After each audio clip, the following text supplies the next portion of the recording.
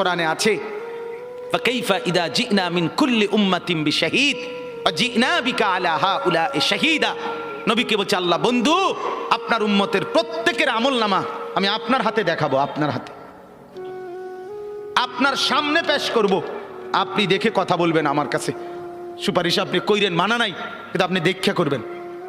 রাসূলুল্লাহ সাল্লাল্লাহু আলাইহি সাল্লাম যদি হাসরের ময়দানে এরকম আমলনামা খুলে উল্টায় আর পৃষ্ঠার পর পৃষ্ঠা দেখে ফজর নাই, জোহর নাই, আসর নাই, মাগরিব নাই, এশা নাই, শনিবার রবিবার, মদ জুয়া, অবৈধ উপার্জন, গান বাদ্য, নাটক, সিনেমা, জিনা, ব্যভিচার, বেহায়া, বেপর্দা সব উল্টায়।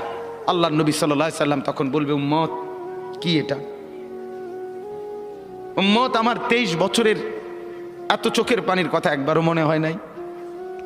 কি আনছো এটা আমারে?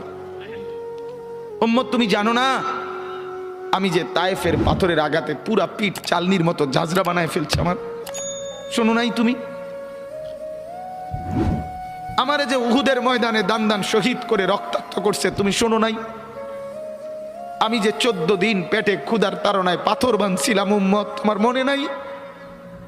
একবারও শোনো নাই আমার ক্ষুধার কষ্ট, আমার পিঠের ব্যথা, আমার দাঁতের ব্যথা, আমার কাঁধে 2টা কড়া ঢুকে গেছে উম্মত, আমার ঘরে 3